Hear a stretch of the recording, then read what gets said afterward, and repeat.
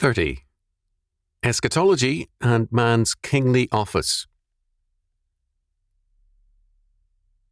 In Revelation chapter 1 verse 6, we are told that Jesus Christ, the last Adam, has made us kings and priests unto God and his Father, so that, in Christ, the covenant believer has a royal calling.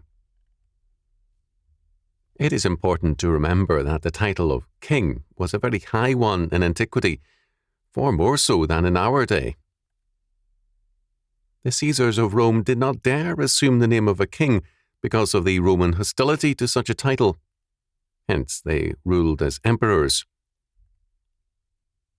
In many states of antiquity, royal colours such as purple were forbidden to all but royalty. Pilate, to give validity to the death sentence against Jesus, had it set forth as his kingship, since no such title not created by Rome was permitted. Matthew chapter 27, verse 37. In the light of this, for Christians to declare themselves priestly kings marked them as a subversive group. Rome did not find it necessary for them to be charged with kingship. Their mere refusal to confess Caesar is Lord was enough to make clear that Christians denied the sovereignty of Caesar. They were seen as men who made themselves and their church a separate empire. As such, they were persecuted. Our concern now is with the realm of this kingly vocation. Is it for time only or for eternity? Do Christians reign as kings eternally, or is their role in heaven and the new creation simply that of harp players? The verse is sometimes used to indicate that the end of history is the end also of Christ's kingship, and therefore also of man's, is 1 Corinthians chapter 15, verses 24 to 28.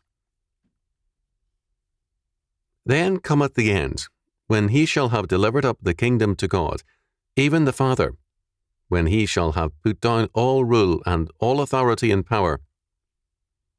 For he must reign till he hath put all enemies under his feet. The last enemy that shall be destroyed is death, for he hath put all things under his feet. But when he saith, all things are put under him, it is manifest that he is accepted which did put all things under him. And when all things shall be subdued unto him, then shall the Son also himself be subject unto him that put all things under him, that God may be all in all. Christ came as the last Adam to accomplish a task in which the first Adam failed, to exercise dominion, and to bring all things into God's kingdom in terms of their destined place. Psalms 8 and 110 speak of the Messiah's universal dominion. This task is to be accomplished by Christ and his new humanity during the course of history, until all enemies, save death, are placed under Christ's feet. As Hodge noted, there is no limit to the all things here intended. Hebrews chapter 2, verse 8. The subjection, then, of the Son is not as the second person of the Trinity, but as the incarnate God-man.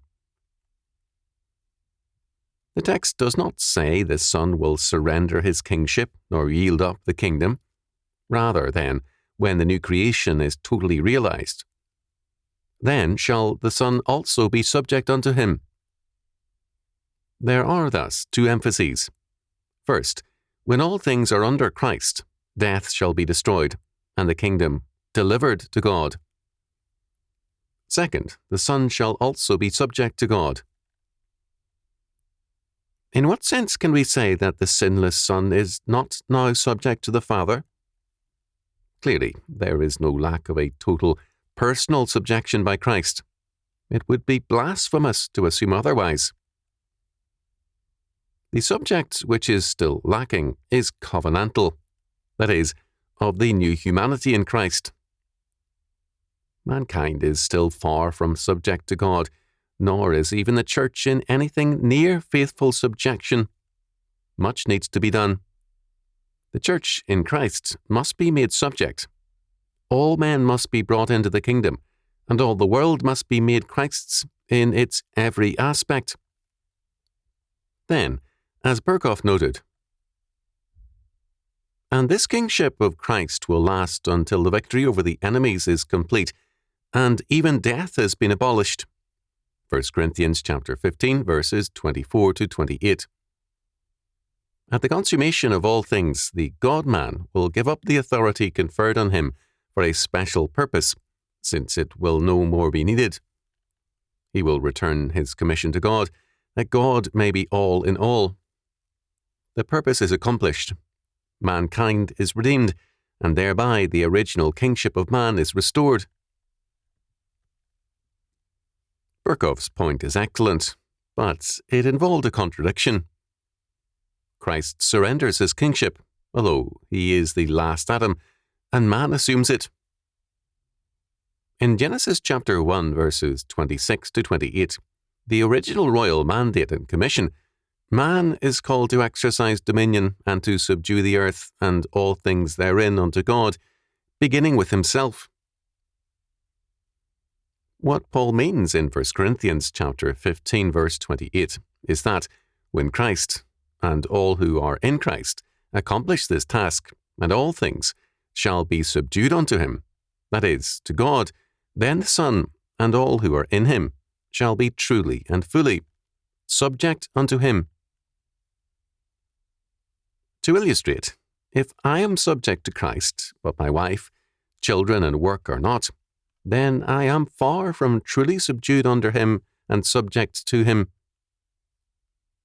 When I reach that total subjection, I do not abdicate my place under God. Rather, I realize it totally.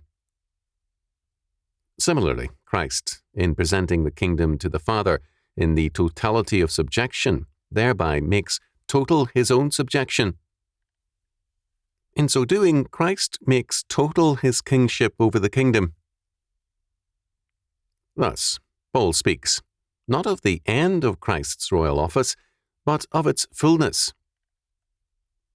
So too, men enter into the fullness of their royal calling in the new creation. The culmination of the vision of Revelation is not one of Christ's abdication as king, but his enthronement. Revelation chapter 22, verse 1. The pietistic reading of Scripture has too often obscured our vision. The royal estate of man is also set forth in Revelation.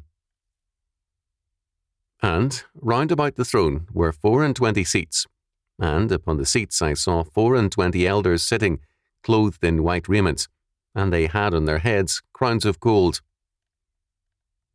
The 24 elders fall down before him that sat on the throne, and worship him that liveth for ever and ever, and cast their crowns before the throne, saying, Thou art worthy, O Lord, to receive glory and honour and power, for thou hast created all things, and for thy pleasure they are and were created.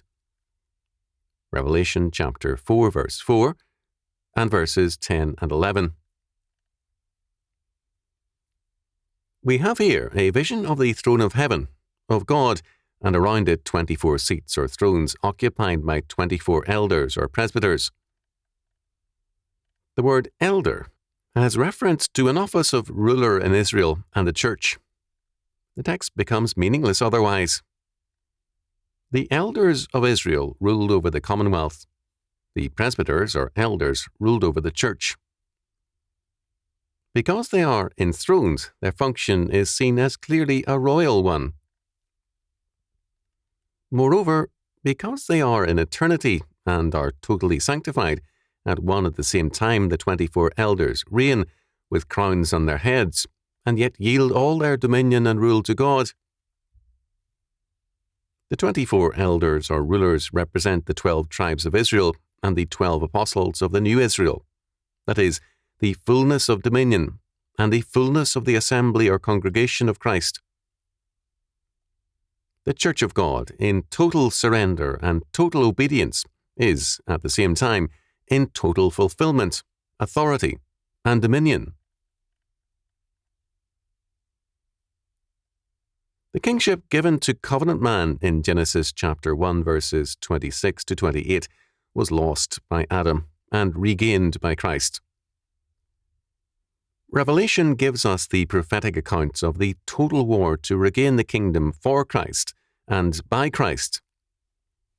The recapture of the world dominion marks not the end of covenant man's kingship, but its fullness and its magnificent eternal inauguration.